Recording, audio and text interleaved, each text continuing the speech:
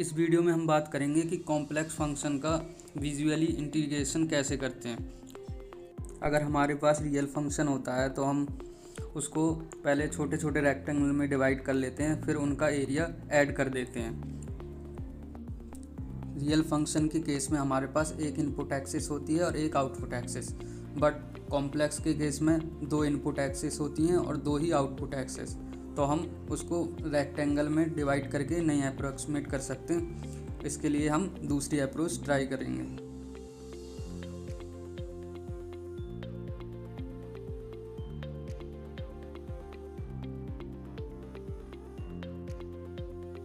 उससे पहले हम देख लेते हैं कि अगर हम दो कॉम्प्लेक्स नंबर को मल्टीप्लाई करते हैं तो क्या होता है।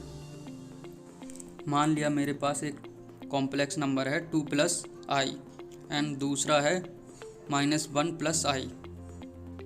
अब मैं इन दोनों कॉम्प्लेक्स नंबर को मल्टीप्लाई करना चाहता हूँ, तो इनके एंगल और मैग्नीट्यूड थोड़ा ध्यान से देख लें। मल्टीप्लाई करने के बाद जो नया कॉम्प्लेक्स नंबर आएगा वो है -3 + i। अब इसके एंगल और मैग्नीट्यूड को ध्यान से देखें, तो दोनों जो पहले के कॉम्प्लेक्स नंबर थे उनका एंगल ऐड हो चुका है और मैग्नीट्यूड मल्टीप्लाई हो चुका है। हम किसी भी कॉम्प्लेक्स नंबर को कैसे रिप्रेजेंट कर सकते हैं, r टाइम्स e⁻i थीटा। मान लिया हमारे पास दो कॉम्प्लेक्स नंबर हैं, पहला है z1 = r1 times e⁻θ1 and दूसरा है z2 = r2 टाइम्स e⁻iθ2। यहाँ से भी हम देख सकते हैं कि एंगल ऐड हुए हैं और मैग्नीट्यूड मल्टीप्लाई।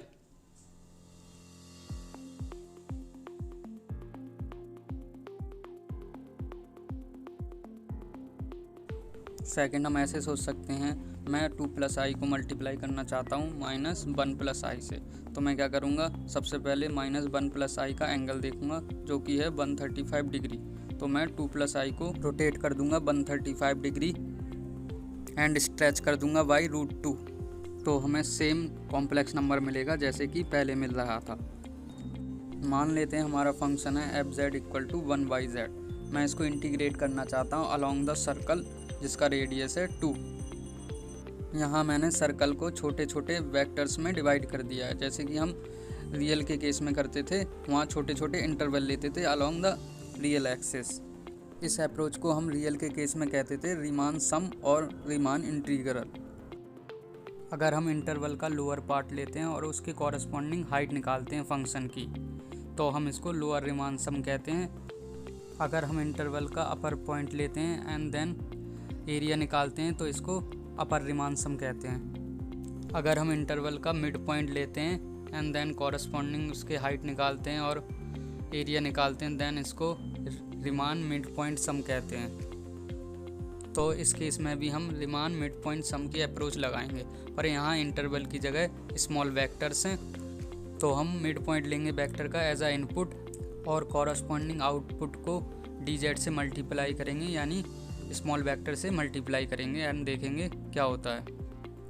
ये है इनपुट, ये है आउटपुट फंक्शन की।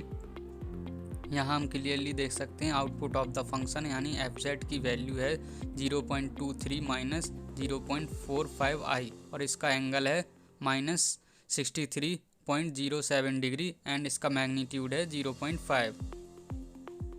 अब हम f(z) एंड dz को मल्टीप्लाई करेंगे, dz यानी स्मॉल z वेक्टर। और हम जानते हैं multiplication of two complex number होती है stretching and rotating of the complex number. यहाँ हम क्लियरली देख सकते हैं कि हमारा स्मॉल dz वेक्टर रोटेट हुआ -63.07 डिग्री एंड स्ट्रेच हुआ 0.5 टाइम्स। ऐसे ही हम दूसरे स्मॉल dz वेक्टर के लिए देखेंगे, जहाँ f(z) की वैल्यू है -0.23 - 0.45 i और इसका एंगल है -116.93 और मैग्नीट्यूड है 0.5। अब हमारा स्मॉल dz वेक्टर रोटेट होगा -116.93 डिग्री एंड स्केल होगा 0.5। अब एनिमेशन के साथ बने रहें और आप भी सोचें कि ये कैसे हो रहा है।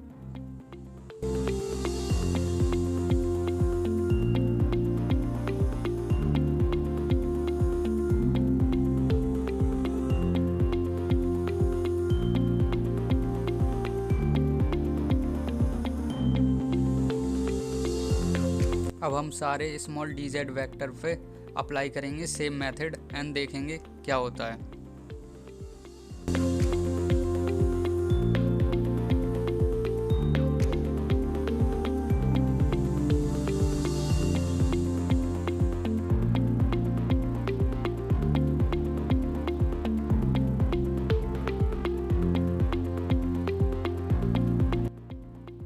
अब हम इन सब वेक्टरों का सम लेंगे और हम जानते हैं कि वेक्टर का सम कैसे किया जाता है।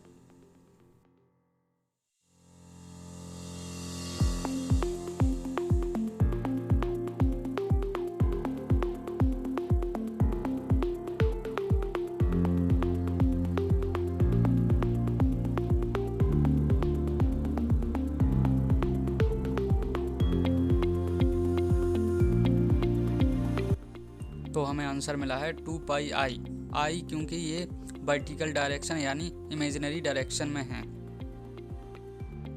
और हम अब इसी इंटीग्रेशन को थ्योरेटिकली मेथड से करते हैं।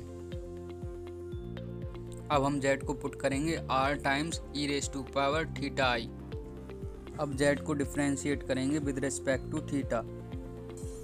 अब ये वैल्यू हम ऊपर की इक्वेशन में पुट करेंगे और इंटीग्रेट करने के बाद हमें सेम रिजल्ट मिलेगा जैसे कि पहले मिला था 2 पाई आई। सो हम कॉम्प्लेक्स फंक्शन का विजुअली इंटीग्रेशन ऐसे कर सकते हैं और सोच सकते हैं।